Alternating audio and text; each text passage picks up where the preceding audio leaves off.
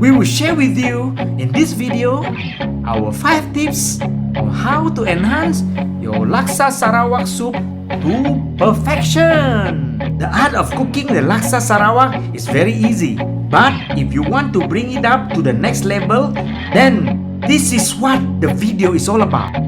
To make Laksa Sarawak at home, you must buy the ready-made paste, add coconut milk, add water, and the soup is ready to be eaten. But to us, we go a little further.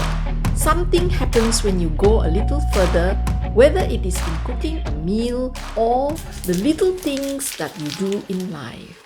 By refrying the paste, your soup will become richer and has a deeper flavor. To avoid burning the paste though, you must fry it in low heat, slowly reheating the paste until you can smell the aroma. When it starts to emit a strong fragrance, that is when you shut off the flame and do the next step of making Laksa Sarawak soup. One of the attributes of Laksa Sarawak is having shredded boiled chicken and prawns. Do not throw away the water that is used to boil the chicken and prawns. Sometimes something we think should be thrown away can become something useful. Using this stock water will turn the Laksa Sarawak soup richer and tastier. This is shrimp paste or belacan in our local language. You might not like the smell, but you will definitely love its deep umami taste. The most distasteful things in life can make extraordinary miracles. In this case, it is true. This smelly shrimp paste will give a savory kick to the flavor of the soup. As we already know, everything good comes with patience. After you cook your soup, do not eat it straight away. Keep Laksa Sarawak soup overnight without the coconut milk.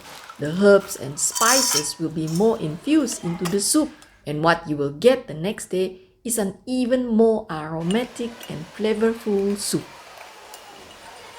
Applying patience will have a magical effect on any laksa soup. If you rush this process and add the coconut milk too soon, it will start to change form, separate, and you will get a curdling texture soup.